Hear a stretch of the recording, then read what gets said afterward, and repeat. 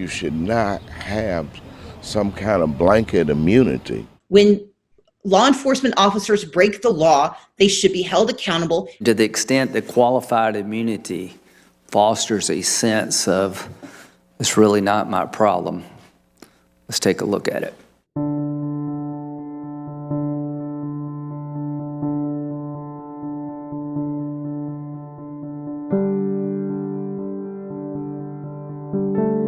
Qualified immunity is a legal doctrine that was developed through court precedent rather than through congressional legislation. The purpose of qualified immunity is to protect government employees from frivolous litigation. However, it's become an increasingly effective shield in thousands of lawsuits that are seeking to hold cops accountable when they're accused of excessive force. When a black man is brutally beaten, his family goes to court and tries to hold the officer accountable. Now, the law is written, says that the family can do that. It says that the victim of civil rights abuses can do that. Congress passed an act that dates back to Reconstruction. It was called the Ku Klux Klan Act.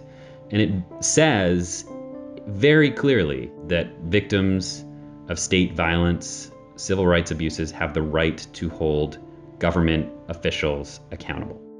The Civil Rights Act that Congress passed in 1871 created the legal violation, really, the right to sue.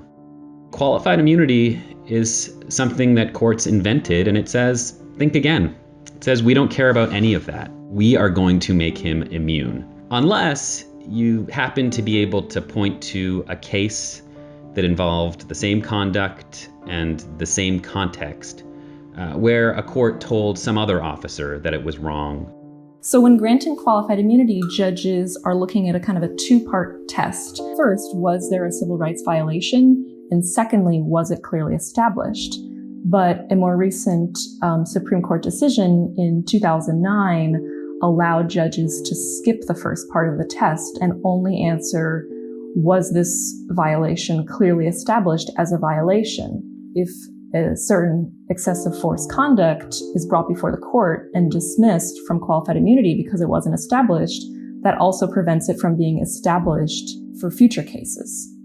The degree of specificity that the court has required of victims and their families to get any sort of relief or accountability in the courts is quite extraordinary. For anyone else, if you're talking about a doctor, you're talking about a construction worker who you want to hold accountable, showing that they violated the law, you can come into court, we'll hear you, we'll give you a trial. But when it comes to police officers, when it comes to state officials, don't even try that.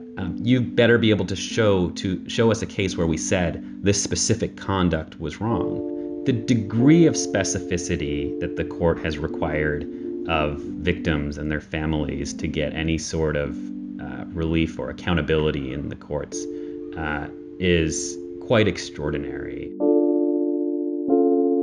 There's a case that went up to the Supreme Court recently that the Supreme Court declined to hear, and it involved sicking an attack dog on an individual. And in that case, there actually was a prior case. A man had already surrendered, and an officer nonetheless sicked the attack dog on that man, and the court said that is a constitutional violation. And what the lawyers for the police argued in this case was, well, but in that case, the man was laying face down when he had surrendered. And in this new case, he was sitting with his arms up. And that distinction is sufficiently relevant to say that this officer should get immunity.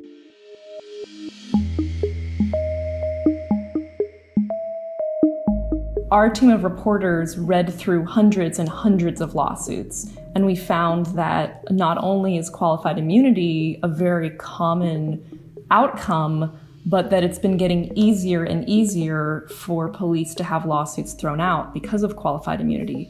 And we're seeing that this is especially true in cases where the judge rules that the rights were violated, but they're still granting qualified immunity. From 2005 to 2007, we were looking at cases where defense raises a qualified immunity defense. And in those cases, there was a qualified immunity ruling that favored the police in only 44% of cases. But in the more recent years, from 2017 to 2019, the ruling on qualified immunity favored police 57%, more than half the time. And there have been a number of Supreme Court rulings in that period in between that made it much more difficult for plaintiffs to overcome qualified immunity. It's a pretty growingly controversial doctrine, even within the Supreme Court itself. For example, Sotomayor in particular has been outspoken in some of her dissents, writing, for example, in one, it's telling police that they can, quote, shoot first and think later, and it tells the public that palpably unreasonable conduct will go unpunished.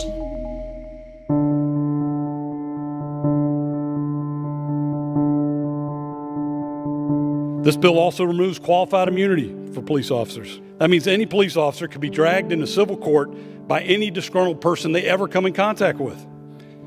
Now, we all agree bad cops shouldn't be able to hide behind qualified immunity.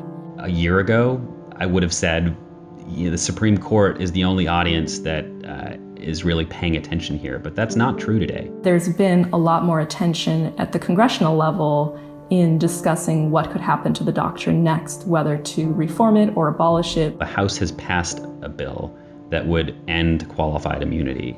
The resolution is adopted. And it's sitting in the Senate waiting for action.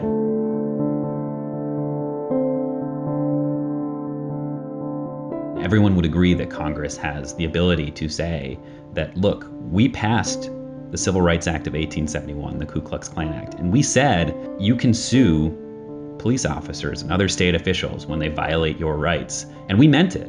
We didn't write qualified immunity because we didn't intend for there to be any qualified immunity in that law.